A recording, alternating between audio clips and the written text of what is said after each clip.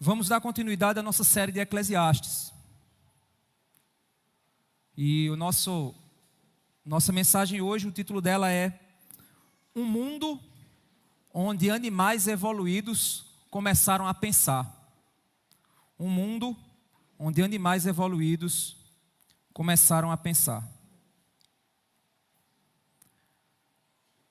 Vamos pensar um pouco como evolucionista. Fazer de conta que a gente crê que a evolução é a verdade. Deus não existe. Nada superior existe acima de nós. Deus é apenas uma criação da mente humana.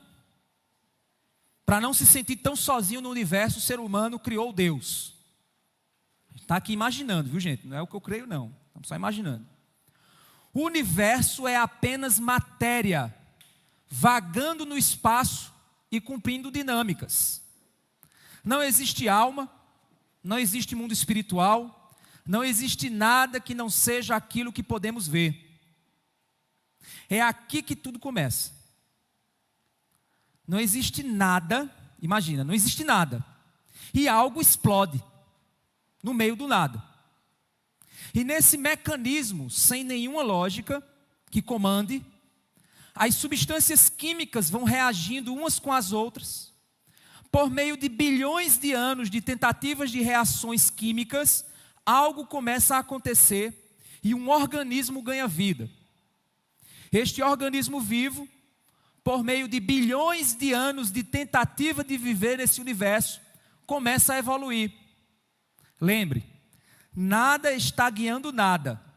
Tudo ocorre ao acaso por meio de forças físicas, químicas e biológicas que estão se degladiando no universo sem nenhuma lógica. Estes organismos, então, começam a evoluir para seres mais complexos, com muito maior diversidade. A posição perfeita do Sol, da Lua, a composição exata da atmosfera, a distância no espaço, dão condições para que a vida se desenvolva de modo aleatório, sem nenhuma inteligência guiando nada. Apenas um amontoado de reações químicas vão acontecendo. Agora, surgem seres mais inteligentes que os demais, que parecem macacos, mas evoluem. E começam a conviver de modo social, elaborar leis sociais de convívio, e desenvolve um tipo de raciocínio para sobreviver em comunidade. Estes seres descobrem então que são mais inteligentes que todos e por isso dominam tudo, pois evoluíram diante dos demais. Como não existe nada superior guiando nada, então certo e errado não existe. É apenas uma convenção social para ajudá-los a sobreviver comunitariamente. Se você fizer boas coisas aqui, boas coisas podem acontecer de volta. Mas nem sempre vão acontecer coisas boas com você. Pois o universo, sem direção nenhuma, pode se voltar contra você, sem nenhuma razão aparente. E você pode morrer em um acidente. Morrer de uma doença. Morrer em uma guerra que você não concordou com ela. Ou até morrer em um assalto que você não tinha nem culpa de estar no lugar errado na hora errada. Pois é, imagina, nessa perspectiva, estamos entregues ao nada, pois viemos do nada. Vivemos vidas ao acaso no meio de tudo, que pode ser bom ou ruim. E no fim, depois de muito esforço para sobreviver, estando no lugar certo, na hora certa, com as pessoas certas, nada de mal vai acontecer com você. E se você tiver nascido num país certo e pacífico, você pode até viver seus bons 70 anos. Depois vai começar algumas doenças, vão te incomodar. Depois de mais alguns anos de lutas com remédio, envelhecimento, você morre. Deixa tudo que você se esforçou para outros e volta para o nada que te criou. No meio de uma vida de angústias, lutas pela sobrevivência, fazer o certo e errado sem nenhum motivo maior, afinal de contas, certo e errado não existe, para quem eu vou prestar contas? Você se desgastou para continuar existindo, em um mundo que pode ter sido cruel ou bom com você, mas depois de muita preocupação e complexidade na vida, você vai para debaixo da terra como qualquer outro animal. Afinal de contas, você é apenas mais um animal que evoluiu. Pois se tudo isso é a vida como ela é, eu preferiria ser um pássaro, bem bonito, que voa por aí livre no céu, não se preocupa com nada, canta uma música bem linda, vive uma boa vida, luta por alimento, foge de predadores. E principalmente se for um pássaro, é interessante que vá para bem longe das cidades, porque os seres humanos são cruéis, são terríveis, complicados em tudo que fazem. Eu preferiria uma existência simples, e no fim uma morte simples, como qualquer outro que existiu nesse universo do nada. Como é bom ser um bebezinho, que só se preocupa com o básico. Como é bom ser criança, que só brinca e brinca. Como é bom às vezes nem ter existido. Você pode acabar chegando a essa conclusão, se você olhar a vida da forma como o mundo acredita que a vida é. Viemos do nada e vamos para o nada. Uma vida sem Deus é uma vida vazia. É isso aqui que Salomão vai mostrar nesse texto para nós. E aí, saindo da selva, da diversidade de cores, animais, a tranquilidade das florestas, como é tranquilo. Vamos para a selva humana, as cidades, a vida social, as riquezas, as preocupações, as ostentações. Vamos para uma vida animal humana, como muitos acreditam que somos, meros animais evoluídos que começaram a pensar. Salomão, ele olha mais ou menos dessa forma aqui. Ele nos apresenta a selva humana da ostentação. Abram suas Bíblias lá em Eclesiastes capítulo 3.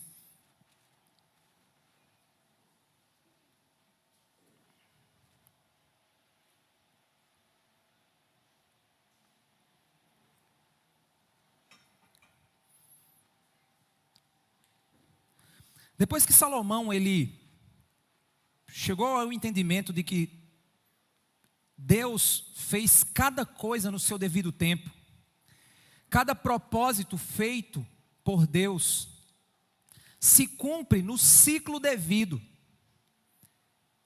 E Deus nos colocou como homens debaixo da condição de submissos a esse fato. Não podemos mudar os tempos, temos que nos adequar a eles. Nós vimos também aqui que Salomão, ele percebeu também que o ser humano, ele é um ser que possui a eternidade dentro do seu coração. Nós não nos relacionamos com a vida de modo meramente material. A vida possui uma dimensão espiritual. A vida, ela é espiritual. Não é possível você separar a vida física da vida espiritual.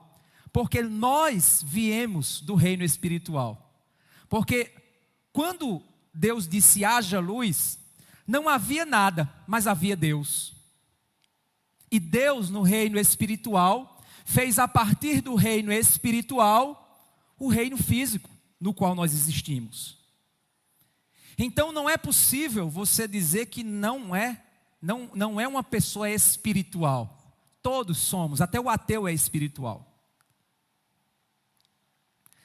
E aqui então que Salomão, na perspectiva do livro, Salomão está nos levando a uma reflexão a respeito da vida como ela é, ao desconsiderar a eternidade. A vida debaixo do sol é a vida que nós fomos colocados para viver aqui nesse mundo. Mas o livro nos mostra que viver uma vida acreditando que toda a existência é apenas aquilo que é debaixo do sol, é uma vida sem sentido. É uma vida que não vale a pena ser vivida. É isso que Salomão está nos ensinando aqui. E é aqui que ele vai, então, olhar com um olhar extremamente negativo para as coisas criadas. E nós... Oi? Acho que é um mau contato nesse bicho aqui. Então a gente vê aqui para o capítulo 3, verso 16, quando ele diz assim: vi ainda, debaixo do sol, que no lugar do juízo reinava a maldade, e no lugar da justiça havia mais maldade. Salomão aqui ele conclui que o mundo é um lugar de total injustiça. Olha o que ele está dizendo. Ele viu que no lugar do juízo, no lugar onde tudo deveria ser julgado, existia maldade. E no lugar da justiça, havia mais maldade. Então não existia um lugar no mundo cuja maldade não pudesse ser percebida. Salomão conclui que o mundo é um lugar de total injustiça entre os homens. Mas aí ele lança um pensamento diante dessa verdade para si mesmo. Isso é um movimento que nós vemos os autores bíblicos fazendo por várias vezes, que é o movimento de pregar para si mesmo. Isso é uma prática que você deve desenvolver na sua vida espiritual. Você deve aprender a pregar ao seu próprio coração. Como o salmista diz: por que estás abatido, ó minha alma? Espera em Deus. Salomão, ele faz esse mesmo movimento. Muitos salmos são assim. Você precisa aprender a pregar para a sua própria alma. Nos momentos em que você está preso em seus próprios pensamentos, você precisa refletir sobre quais pensamentos estão tomando o teu coração. E pregar para esses pensamentos. Exorcizá-los, talvez, da sua vida, por meio da palavra. Salomão, então, ele faz isso no verso 17. Quando ele olhou para toda a injustiça do mundo e disse: eu olho para o lugar de juízo, a maldade. Eu olho para o lugar de justiça, a maldade. Não há lugar bom em canto nenhum. Só há maldade, injustiça e perversidade debaixo do sol. É só isso que eu vejo. Só perversidade é o que eu vejo quando eu olho de modo frio para esse mundo. E aí ele diz no verso 17: então eu disse a mim mesmo: Deus julgará o justo e o ímpio, porque há um tempo para todo propósito e para toda obra. Salomão, ele lança sobre o seu próprio coração a esperança do juízo de Deus. Porque o juízo de Deus deve ser fonte de esperança para nós. Porque uma terra sem juízo de Deus é uma terra cujo sofrimento não tem sentido, cuja dor não tem fim e cuja existência não faz sentido algum. Por isso Salomão, ele vê um mundo de maldade que, se não contempla a justiça de Deus, não teria real sentido para existir. A justiça divina coloca um fim à existência terrível de alienação no pecado. Considerar o juízo de Deus é trazer sentido para esse mundo. Pois desconsiderar que Deus um dia irá julgar essa maldade que nós vemos aí, é achar que ser mal vale a pena. É achar que ser perverso pode te trazer alguma vantagem. Pois afinal de contas, se não há juízo de Deus, se não há julgamento divino, comamos e bebemos e logo morreremos. Mas Salomão, ele lança sobre isso a condição do juízo divino. Deus, ao limitar a vida do homem, como ele fez lá em Gênesis, depois da queda, não era uma maldição. Existem pessoas lançando esse pensamento para muitos jovens aí. Cuidado com a internet, jovem. Cuidado com influenciador digital, conversador de besteira. Lança-se o seguinte pensamento: se Deus é bom, então por que quando eles desobedeceram, Deus lançou a morte para eles? Por que Deus não foi lá simplesmente e salvou? Por que Deus simplesmente não passou a mão na cabeça e deixou, e resetou tudo? Por que Deus não fez simplesmente isso? Esse é o pensamento. E às vezes quando eu estou dialogando com alguém sobre isso, eu digo assim: se você fosse pai, você faria isso? Com seu filho? Você deixaria ele cometer os erros e achar que ele vai se dar bem ao pecar, ao errar? O senso de ensino a respeito da justiça é assim que se processa? Passar a mão na cabeça? Isso é justiça para você?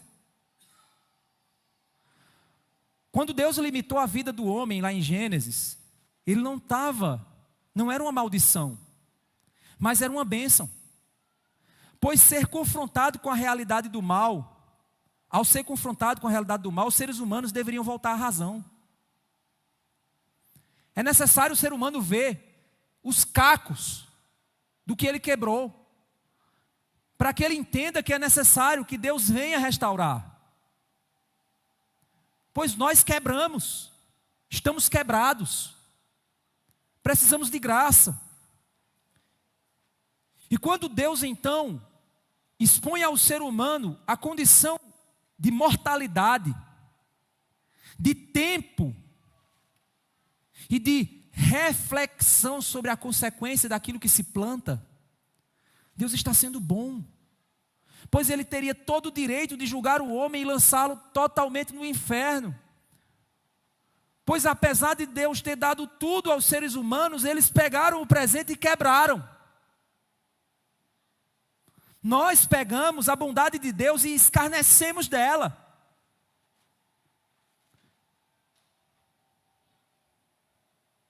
A Bíblia está repleto de textos falando da alegria que o Senhor tem de ver seu povo reunido, exaltando o nome dEle. Quantos aqui semana passada não ficaram na preguiça dentro de casa? Pisaram no amor de Deus. Nós pisamos na bondade de Deus, abusamos da graça de Deus. E eu estou falando aqui de crente. Imagina um mundo ímpio. Então se Deus pegássemos todos nós aqui, moêssemos e lançasse no inferno, Ele estaria sendo justo, santo, bom. Mas por causa de sua misericórdia, Ele nos deu tempo para pensarmos, para refletirmos. Todos são igualmente perversos em seus corações, nascem com essa rebeldia existencial. Por isso Deus, se Deus simplesmente destruísse, não estaria sendo injusto. Ele estaria poupando a natureza de tanto sofrimento. Porque quem é que destrói a natureza? Somos nós. Ele estaria poupando o mundo de ver tanta corrupção, tanta perversidade. Mas Deus nos permite existir mesmo nessa condição, por pura misericórdia. Só é possível revelar que Deus é o autor, o restaurador mais perfeito da sua obra quebrada. Ele só revela isso porque Ele está pegando as partes quebradas e está montando. Louvado seja Deus por isso. Eu sou uma peça quebrada. Eu sou um relógio que não sei medir a hora direito. Mas Ele continua me chamando para me usar. Continua me dando tempo para pensar. Abram suas Bíblias em Romanos capítulo 2.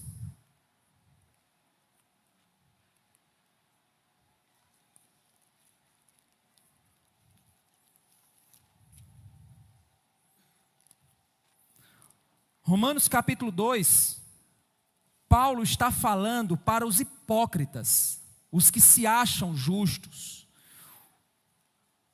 Aqui no contexto, são os judeus religiosos, que acham que porque tem o sangue judeu, estou salvo, já vou para o céu, são os hipócritas. Romanos 2, então, ele chega, fala para esse religioso hipócrita, e diz o seguinte, capítulo 2, verso 1. Por isso, você é indesculpável quando julga os outros, não importando quem você é. Pois naquilo que julga o outro, você está condenando a si mesmo, porque pratica as mesmas coisas que condena. Bem, sabemos que o juízo de Deus é segundo a verdade contra os que praticam tais coisas. E você que condena os que praticam tais coisas, mas faz o mesmo que eles fazem, pensa que conseguirá se livrar do juízo de Deus?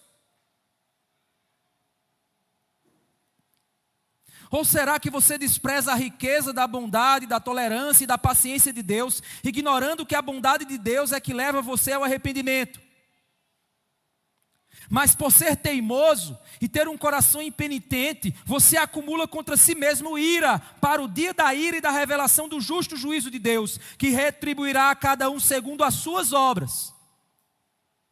A vida eterna, aos que perseverando em fazer o bem, procuram glória, honra e incorruptibilidade, mas ira e indignação para os egoístas que desobedecem à verdade e obedecem à injustiça. Tribulação e angústia virão sobre todo aquele que faz o mal, ao judeu primeiro e também ao grego. Mas haverá glória, honra e paz a todo aquele que pratica o bem, ao judeu primeiro e também ao grego, porque Deus não trata as pessoas com parcialidade.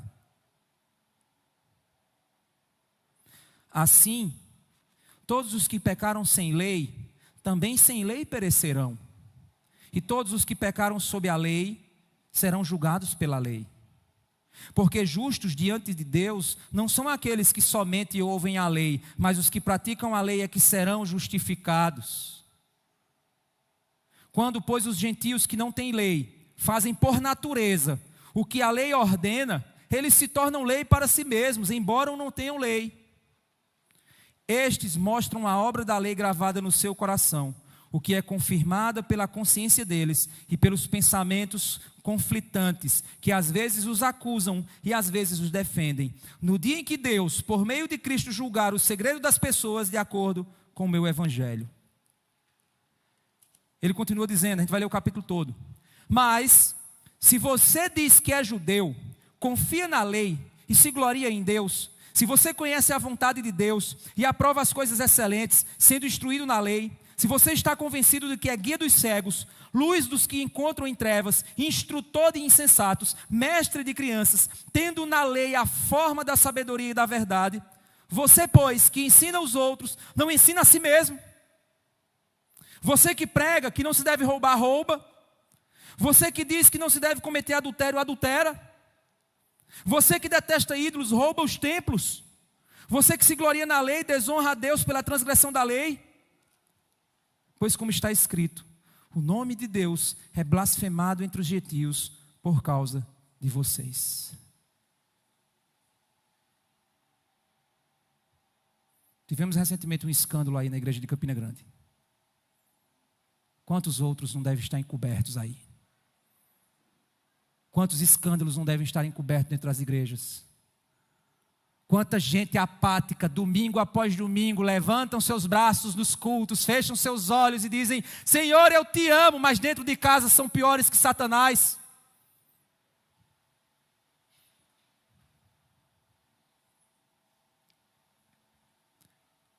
O nosso problema é porque nós desconsideramos que Deus é um Deus justo. É um Deus santo.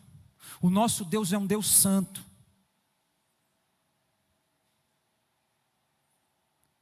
E Deus, quando nos permite existir debaixo desse sol, em um mundo de injustiça, nós devemos vigiar para não nos tornarmos injustos como os demais.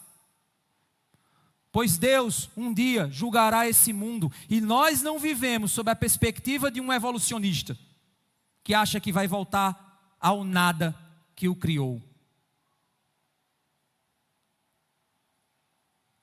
Um mundo que desconsidere a justiça, uma justiça maior, é um mundo terrível. É um inferno em si mesmo. Para pensar, um mundo onde não existe justiça é um inferno em si mesmo. O nosso país vive uma crise de justiça. O fato hoje não é quem faz. O fato hoje não é o que faz, mas é quem faz. O brasileiro não está preocupado se ele está fazendo certo e errado. Ele está preocupado se ele vai ter costa quente. Em um mundo de injustiça, nós cristãos não podemos assumir esse padrão de vida.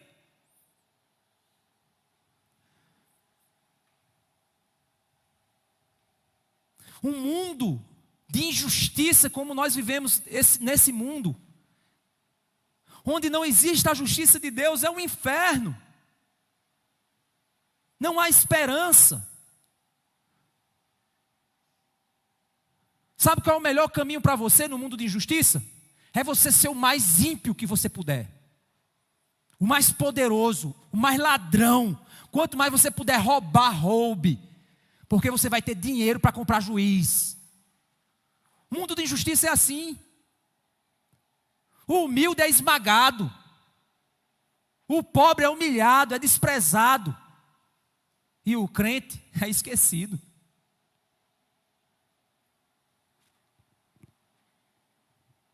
Por isso, meus irmãos, o juízo de Deus é esperança. Porque pode ser o juiz mais corrupto do mundo, mas um dia ele vai estar diante de um juiz que ele não vai conseguir comprar. Você pode se sentir injustiçado no teu trabalho. Mas descanse na justiça de Deus, pois existe um Deus.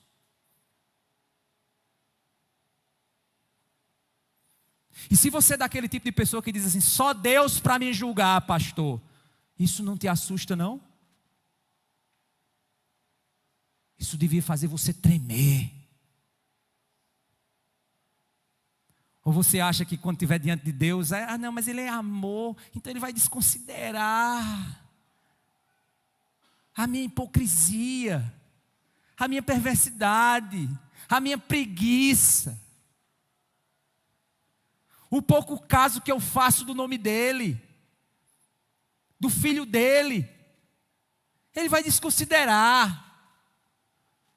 Precisamos entender que só não somos condenados por causa de Cristo, mas não existe em mim e em você, em ninguém aqui, nada, absolutamente nada, que te faça merecer a eternidade com Cristo. Então o que nós devemos fazer é baixar a nossa cabeça, adorar e louvar e sermos gratos, e jamais esquecermos do Deus da justiça. Se você acha que você está sendo injustiçado e você vai procurar seus direitos porque você acha que nesse mundo vai haver justiça, você está enganado. Você vai se desgastar.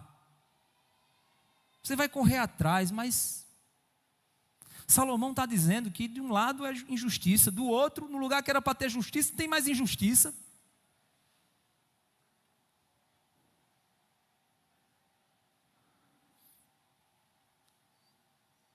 No verso 18, Salomão ele diz o seguinte, vamos lá para Eclesiastes novamente, capítulo 3, verso 18. O verso 17 é quando Salomão ele percebe que Deus é o Deus do juízo. E mesmo o mundo ímpio, as pessoas podem se divertir na impiedade. Agora o mês de junho, em Campina Grande, a gente tem a festa da carne. O que tem de crente desmantelado, que vem com a desculpa, é cultura, eu vou visitar pela cultura. Deixa de ser carnal. Vai se converter a Cristo. Vai entregar a tua vida a Cristo. Vai aprender o que é evangelho. Para de dizer por aí que tu é crente. Se você vive namorando com o mundo que crucificou o teu Senhor, O mundo que na primeira oportunidade vai pisar em você. Mas tem muito crente que é pela cultura, eu vou visitar. Deixa eu dizer uma coisa para você. Fora as questões econômicas dessa festa, porque a gente sabe que tem pessoas que vão lá para receber, ganhar o dinheirinho dele, para trabalhar. Mas qual é a intenção dessa festa? A maioria das pessoas que vão para lá vão com que objetivo? As moças e rapazes que se arrumam logo cedo, tomam seu banho, passam seu perfume e vão para lá, vão com que intenção? E você vai levar a sua família para esse lixo por uma questão de cultura. Deixa de ser hipócrita. É porque o teu coração é mundano. Mas sabe uma coisa? Você pode até viver assim. Pode até ir. Mas existe um Deus de juízo, de justiça, que vai julgar as nossas obras, o que tivermos feito por meio do nosso corpo. E se você não vive uma vida com base nisso, você vai ser somente mais um injusto no meio de um mundo ímpio que acredita que nunca será julgado por suas perversidades. Não há nada que o homem faça às escondidas que não seja revelado aos telhados. Meu querido irmão, se você está investindo no pecado, te prepara, tu vai colher. Você vai colher. Porque apesar do mundo dizer que não há justiça, há um Deus. E se esse Deus comprou a tua vida por um alto preço, você precisa valorizar cada gota de sangue que foi derramada por você. Sabe por quê? Porque viver sem considerar a justiça de Deus é viver como se fosse um animal. É isso que Salomão vai dizer aqui. Olha o verso 18. Eu disse mais: isto é por causa dos filhos dos homens, para que Deus os prove, e eles vejam que são em si mesmos como os animais. Ele diz, olha, essa condição na qual os homens vivem, em um mundo de injustiça, de maldade e de perversidade, nos quais eles vivem vidas ímpias, vidas injustas, vidas de opressão, como se Deus não existisse. Deus os colocou nessa condição, porque eles vão morrer e vão descobrir que ao viver assim, não passaram de meros animais. Viveram para si mesmos e morreram em si mesmos. Salomão percebe que existia em um mundo onde todos serão julgados e morrem como animais, é uma condição do juízo de Deus para humilhar os homens.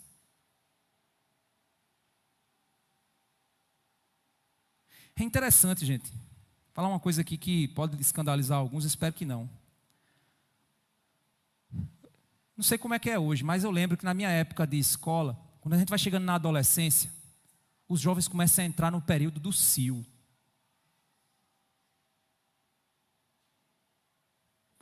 Eles já não conseguem mais olhar para a coleguinha da mesma forma como amiga.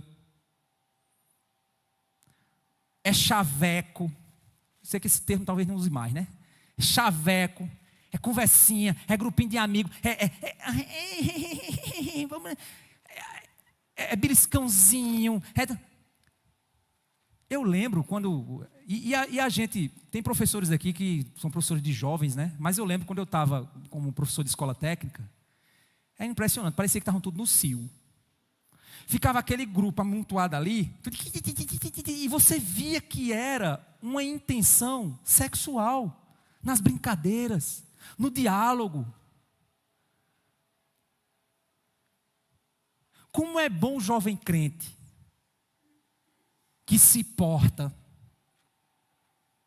que se comporta, e que as pessoas dizem, rapaz, aquilo ali é diferente. Ele não está no meio da galera aqui, colocando os hormônios à flor da pele, não. E é interessante, por que eu estou dizendo isso? Porque fica parecendo um bocado de bicho. Se tiver uma menina mais bonita, aí fica arrodeado o menino. Fica parecendo esses cachorros no meio da rua, quando está a cachorra no cio, e eles ficam tudo correndo atrás, e brigando, Sabe por que eu estou dizendo isso? Porque vocês estão percebendo que o ser humano, quanto mais se entrega aos seus desejos, mais parecido com um bicho ele fica, mais parecido com um animal ele fica. Vai na festa da carne, depois de 3 horas da manhã para tu ver. O desmantelo. 4 horas da manhã, vai lá para tu ver o desmantelo. Parece que o ser humano perde a capacidade de raciocinar. Vê o período do carnaval? Vê as coisas que acontecem, que a gente vê, as filmagens por aí? O ser humano, ele parece que perde a capacidade, ele vira bicho. Ele vira animal. Mas nós não somos assim. O povo de Deus não é movido pelos seus desejos. A gente não faz o que dá na telha, não. A gente reflete sobre as bênçãos que Deus nos dá. Sobre a comida, sobre o sexo, sobre amizades, sobre esporte, sobre filmes, sobre séries. Nós refletimos sobre as bênçãos que Deus nos dá para vivermos. Sobre o trabalho. Nós não vivemos seguindo os nossos desejos e inclinações. Mas Deus entrega os homens a essa condição como se fossem meros animais, irracionais. É juízo de Deus. Capítulo 3, o verso 14, para a gente relembrar, olha o que é que ele diz. Sei que tudo o que Deus faz durará eternamente, sem que nada possa ser acrescentado nem tirado. E que Deus faz isso para que as pessoas o temam. Deus coloca os homens nessa condição, aprisionados em si mesmos, em um mundo de injustiça e sem esperança, para humilhá-los, para que eles abram seus olhos, porque senão eles vão viver uma vida de animais, que seguem seus desejos, depois apenas morrem e desaparecem, como se nada tivesse acontecido.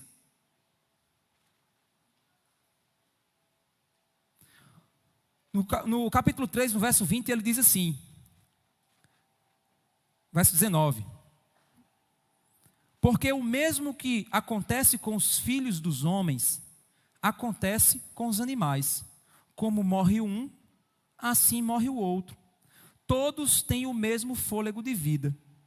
O ser humano não tem nenhuma vantagem sobre os animais, porque tudo é vaidade. Entenda que o que Salomão está dizendo aqui é que uma vida debaixo do sol, que não considera a existência de um Deus, é uma vida vazia, é uma vida animalesca, é uma vida que apenas você acorda de manhã, come o seu café da manhã, vai para o seu trabalho, termina de trabalhar durante o dia, volta para casa e vai dormir. E no outro dia, repete o mesmo ciclo. Sobrevivência animal na selva humana. Será que é essa a vida que Deus nos criou para viver?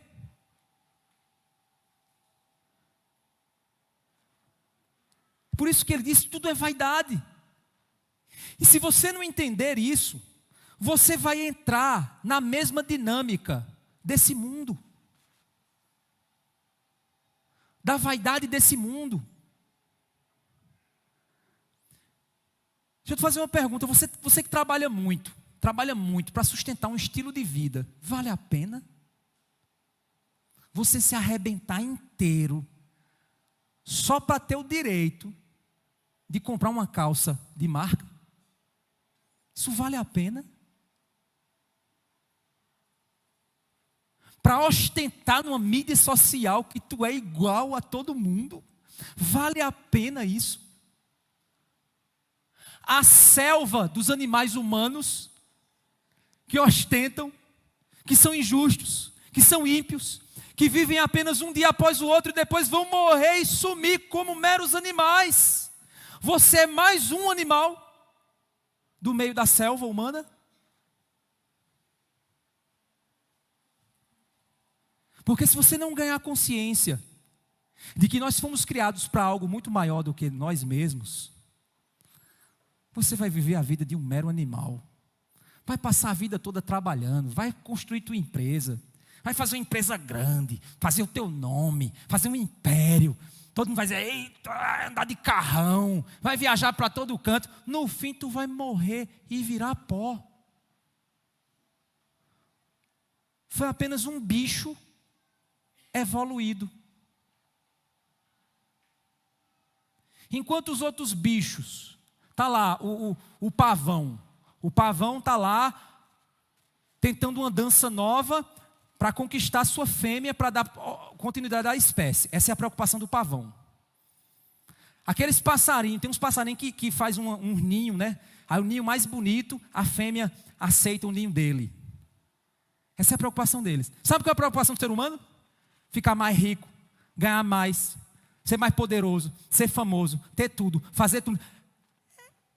Mesmas coisas, são as mesmas preocupações animais. A questão é que é um animal mais refinado, um terno mais alinhado, um celular mais top. É o mesmo animal. A diferença é que as preocupações são mais elaboradas. E hoje, com as mídias sociais, aí é que a selva é uma loucura. Porque tem gente que gasta sua vida inteira, às vezes deixa de aproveitar algo que realmente importa, só para ter a oportunidade de ostentar uma vida nas mídias.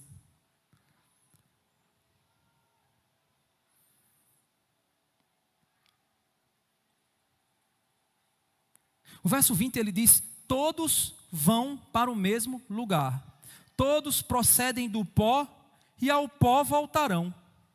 Quem sabe se o fôlego de vida dos filhos dos homens se dirige para cima e dos animais para baixo, para a terra.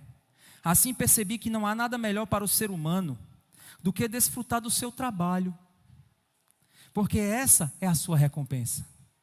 Pois quem o fará voltar para ver o que será depois dele?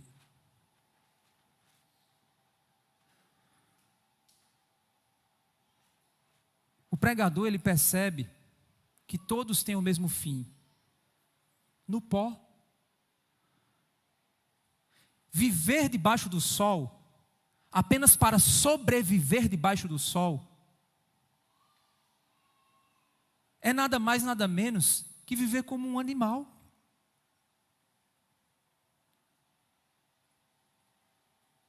Por isso que o melhor, que Salomão chega na conclusão, para o ser humano, nessa existência debaixo do sol, é aproveitar o fruto do seu trabalho.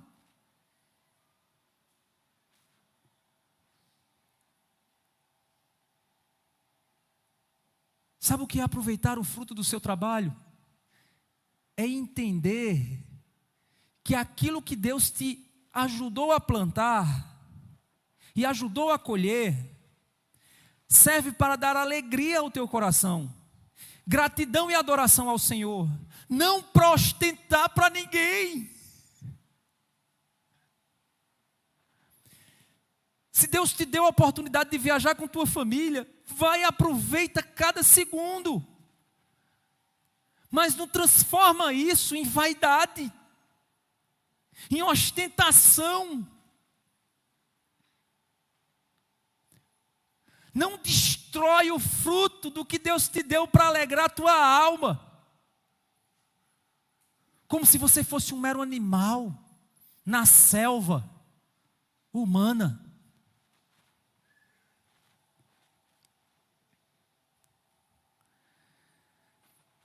Por isso que no verso 22, quando ele diz: assim percebi que não há nada melhor para o ser humano do que desfrutar do seu trabalho. Ele não está dizendo que é você ser um egoísta, que é o fruto do meu trabalho, eu vou. Não, porque a Bíblia nos ensina que aqueles a quem Deus abençoa, quando Deus os abençoa, torna eles fonte para outros. Porque senão tu vai estar trabalhando e pegando o teu dinheiro todo, botando numa conta para fazer uma viagem internacional e esbanjar todinho com luxo. Aí dizer, não, porque é fruto do meu trabalho. Não é isso. Entende que Deus nos fez como aqueles que vivem debaixo do sol, para nos abençoar com os frutos da provisão do que Ele fez, do que Ele faz, de quem Ele é. Porque entenda uma coisa,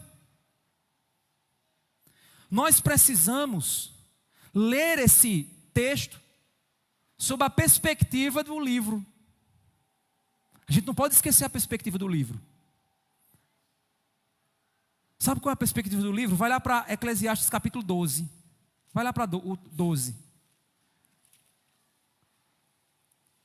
Capítulo 12, olha o verso 13 e o verso 14. Olha a lição final do livro de Eclesiastes. De tudo o que se ouviu, a conclusão é esta: tema a Deus e guarde os seus mandamentos, porque isto é o dever de cada pessoa. Porque Deus há de trazer juízo, todas as obras, até as que estão escondidas, quer sejam boas, quer sejam más. Essa é a lição final do livro. Levei vocês lá para a lição final do livro. Salomão, ele vai refletir sobre a vida debaixo do sol e ele vai chegar na seguinte conclusão final: tenha cuidado com sua vida. Porque debaixo do sol, tudo que você fizer com seu corpo, Deus vai julgar. E a maior alegria de viver a vida debaixo do sol é viver para a glória de Deus. E tenha certeza de uma coisa: glória de Deus não é ostentação, não. Glória de Deus não é vaidade, não. Viver para a glória de Deus é se alegrar nele, com o que você tem e com o que você não tem, com o que você pode e com o que você não pode, e não gastar a sua vida naquilo que não é pão, naquilo que não é eterno. Por que é que tem tanta gente depressiva hoje em dia? Porque são pessoas que querem o que não pode, que põem sua alegria muitas vezes, e principalmente os jovens. Hoje em dia a juventude está sendo acometida de depressão. Por quê? Porque eles querem ostentar um tipo de vida que não pode, um cabelo que não deve, uma roupa que não é legal, uma aparência que não dá certo, uma altura que você não tem, um corpo que não é teu. E deixa de viver aquilo que Deus te deu, que Deus fez para você. Porque você vive somente como mais um animal na terra da injustiça, na selva da iniquidade.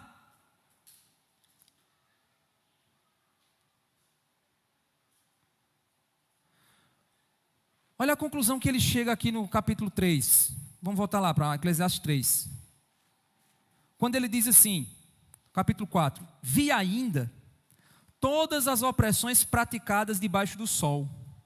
Vi as lágrimas dos que foram oprimidos, sem que ninguém os consolasse. Olha que coisa triste. Ele diz: eu vi as lágrimas dos que estavam sofrendo, mas não tinha ninguém para defendê-los. Vi a violência na mão dos opressores, sem que ninguém consolasse os oprimidos.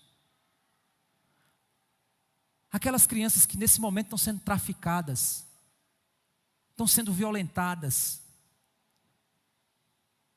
Aquelas mulheres que estão sendo espancadas por homens ímpios e perversos. Aquelas pessoas que estão nos presídios, talvez presos injustamente. Não é como estão dizendo por aí, não. Mas os que foram presos injustamente por uma justiça torta. Os que estão sendo perseguidos.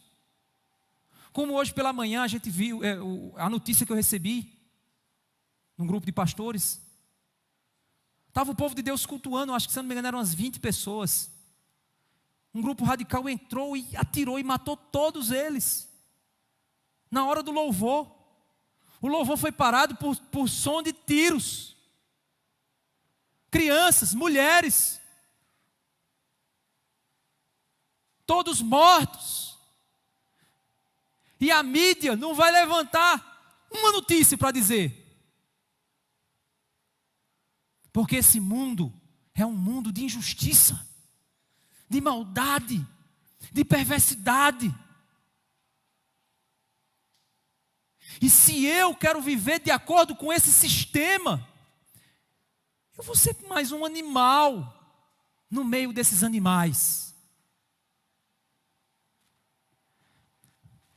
Mas olha como a coisa muda. O louvor deles parou ao som do tiro. Mas agora eles estão louvando na presença do Senhor. E não haverá mais dor. Porque eles não eram meros animais evoluídos.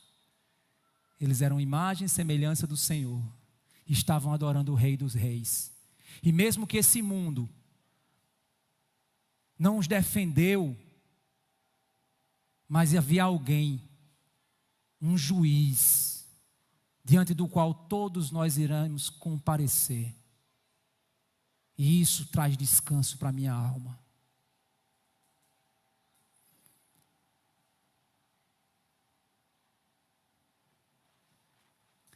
A conclusão que Salomão chega no verso 2 é: por isso, considero mais felizes os que já morreram. Olha só, gente, que coisa depressiva. Mais do que os que ainda vivem. Porém, mais feliz do que uns e outros é aquele que ainda não nasceu e não viu as más obras que se fazem debaixo do sol. Eu vou ler só esse trecho que ele continua aqui, mas ele vai fazer parte da mensagem da semana que vem. Mas é porque Salomão ele faz um trabalho mental que parece que ele está meio perdido nos pensamentos dele. Mas ele está fazendo um trabalho aqui muito profundo de reflexão, na alma. Olha a continuidade a conclusão que ele chega, mais adiante. Ele diz: então vi que toda fadiga e toda habilidade no trabalho provém da inveja do ser humano contra o seu próximo. Também isso é vaidade e correr atrás do vento. Ele diz assim: eu percebi que o que move as pessoas a trabalharem nessa terra é inveja. É querer ter mais do que os outros. É querer mostrar mais para os outros.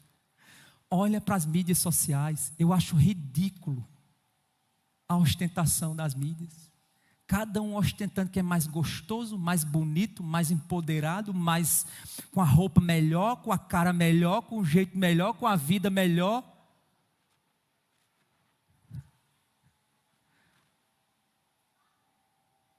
Por que muitas vezes as pessoas se movem? Salomão está dizendo, a maioria move-se por inveja, por vaidade. Viver para a glória de Deus não é viver por inveja. Não importa aonde eu esteja, eu quero estar com o meu Senhor. Não importa o que eu me torne, eu quero ser do meu amado. Não importa o que eu faça, eu quero fazer para Ele. Essa tem que ser uma luta da nossa alma o tempo todo, meus irmãos. Se você vem servir aqui na igreja, sirva para a glória de Deus. Se você quer tocar bem, toque para a glória de Deus, não para despertar inveja das pessoas. Você quer ser um bom intérprete, faça para a glória de Deus. Um pregador, um professor, mova-se, não pela inveja, não pela ostentação.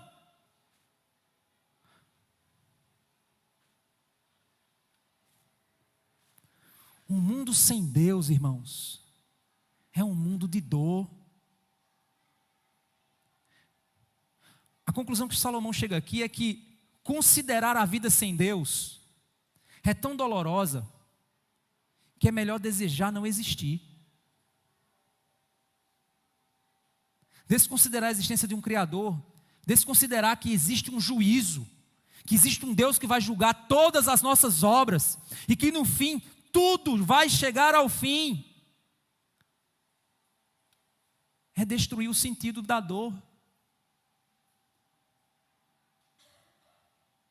As dores que você passa têm um propósito. Você não está sofrendo ao léu. Você não está sofrendo porque as forças magnéticas do universo, o horóscopo disse para você hoje, pelo amor de Deus, crente lendo horóscopo. As forças das estrelas de Pégaso, aí é Cavaleiro do Zodíaco.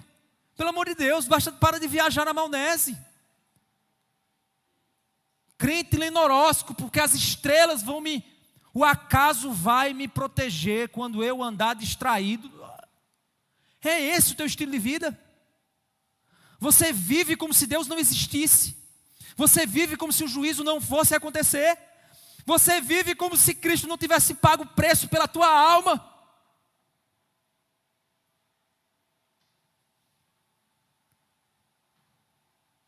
A vida não é uma mera existência animal, mas é uma alma que está na busca de voltar ao seu Criador. Isso é a existência.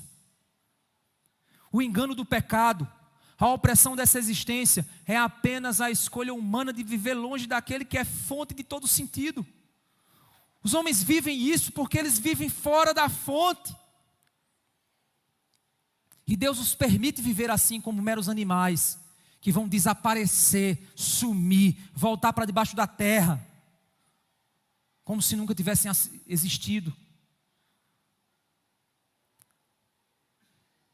Você não pode ler esse trecho desconsiderando a perspectiva do livro. E aí eu vou ler mais uma vez, só para você entender. A conclusão de tudo que se ouviu, a conclusão é esta: tema a Deus. Como é que tem sido o seu temor ao Senhor?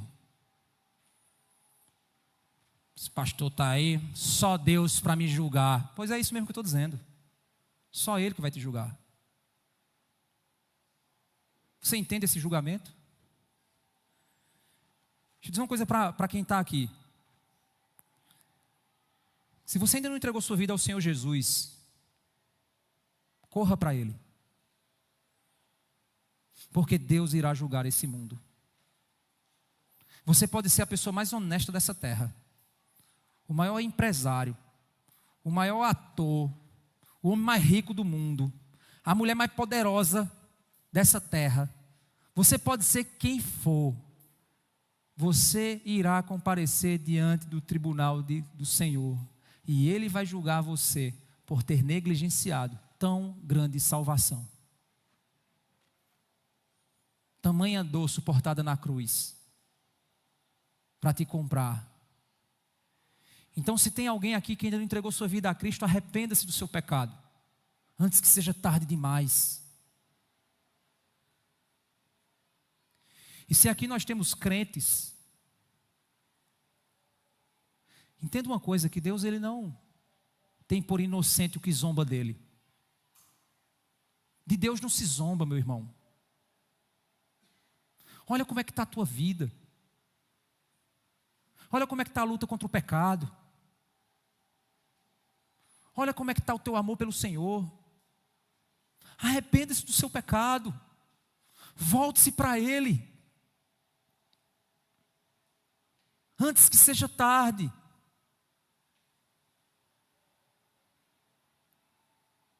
Por isso que ele continua: tema a Deus e guarde os seus mandamentos.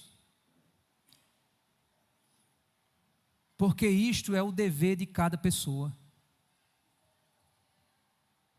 Porque Deus há de trazer a juízo todas as obras, até as que estão escondidas, quer sejam boas, quer sejam más.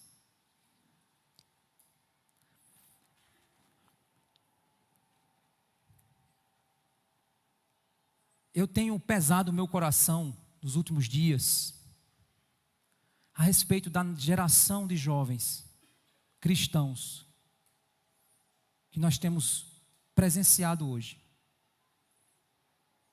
Eu vejo, porque eu acompanho muitos jovens aqui da igreja, eu acompanho pelas mídias sociais. Eu vejo mais ou menos como é que é a rotina deles, a vida deles. Eu vejo por vezes que a preocupação maior da maioria dos jovens é ostentar a sua vida mais do que a Cristo. Brilhar mais do que o Senhor. A maioria é assim. Cada um vivendo sua vida, fazendo o seu, buscando seus cursos, buscando suas profissões. E para eles, Cristo parece que é somente mais um fim de semana. Mais uma atividade da sua agenda. Talvez uma religião para preencher no formulário do Enem. Qual sua religião? Tem uma parábola que conta a história de uma mulher que encontrou uma pérola num terreno. E ao encontrar aquela pérola no terreno, ela ficou tão maravilhada com a preciosidade, a grandeza, a beleza daquela pérola, que o texto bíblico diz que ela foi embora, vendeu tudo que ela tinha para comprar aquele terreno. Talvez um terreno num canto que ninguém ia comprar, queria comprar. Todo mundo desprezava talvez aquele terreno. É doida, mulher, pegar todas as tuas economias para comprar aquele terreno ali. Não, porque vocês não sabem o que foi que eu descobri lá. Então deixa eu dizer uma coisa para você. Não é necessário você ensinar para as pessoas o valor do ouro. Todo mundo sabe o valor que o ouro tem. Sabe por que muitas vezes você não move uma palha por Cristo? Porque você perdeu a capacidade de enxergar o valor que Ele tem. Ele está empoeirado no teu coração, junto com o restante dos móveis da tua vida. Talvez a Bíblia do teu coração esteja até empoeirada, talvez até você bata assim em pó.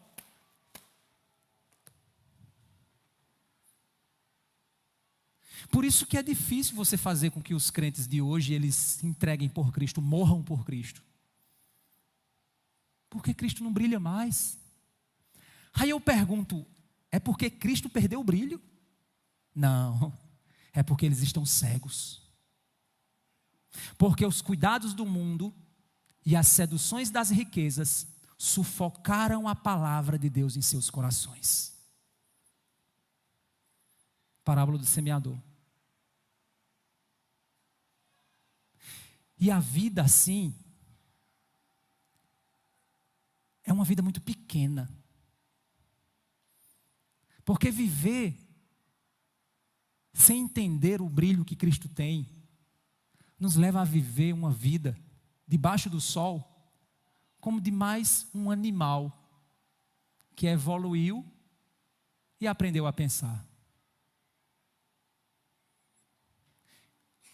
A grande pergunta que eu quero deixar aqui para você hoje é: você quer continuar a viver em um mundo de dor sem sentido? De vaidade sem razão? De ostentação sem verdadeira alegria? Você quer continuar pensando e vivendo como mais um animal evoluído? Como a sociedade vive? Ou você quer entender o que é a vida abundante que Jesus disse? Eu vim para que vocês tenham vida, e vida em abundância.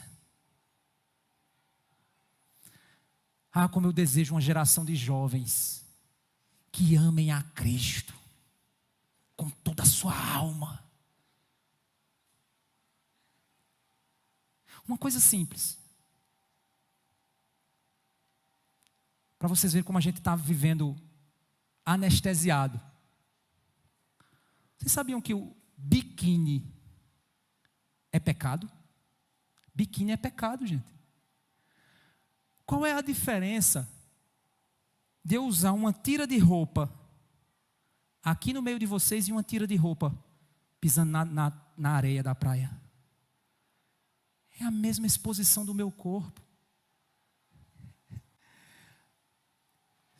Se eu tirar minha roupa aqui, nesse exato momento, vocês vão ficar tudo escandalizados. Olha, pastor é doido.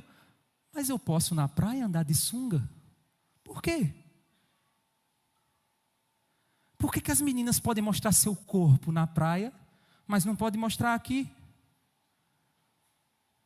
Qual é a diferença? Quantidade de tecido faz o pecado deixar de existir?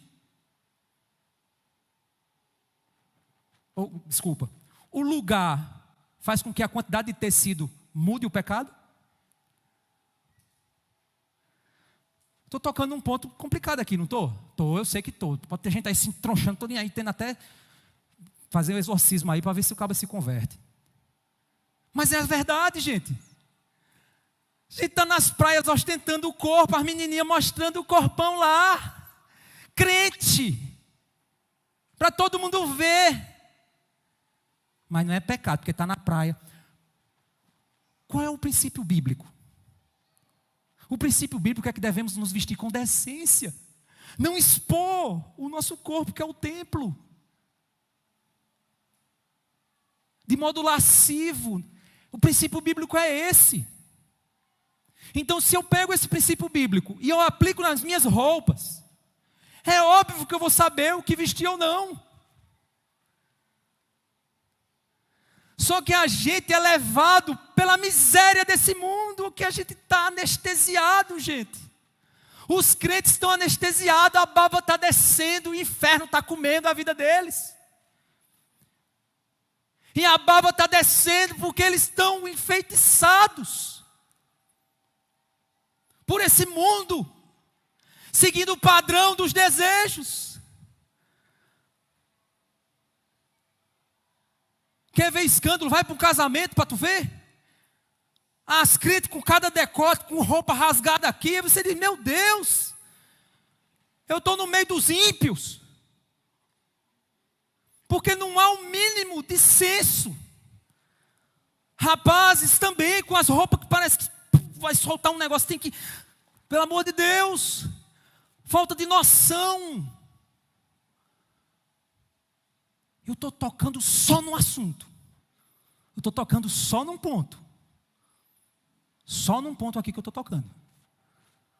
Para mostrar como nós estamos anestesiados com esse mundo miserável. Como nós estamos longe da santidade ao Senhor. E por isso que a gente tem que ficar dizendo para os crentes, não vão para o Parque do Povo não, pelo amor de Deus. Parece uma coisa tão óbvia. Não é o lugar que muda a quantidade de roupa que tu está usando não, menina.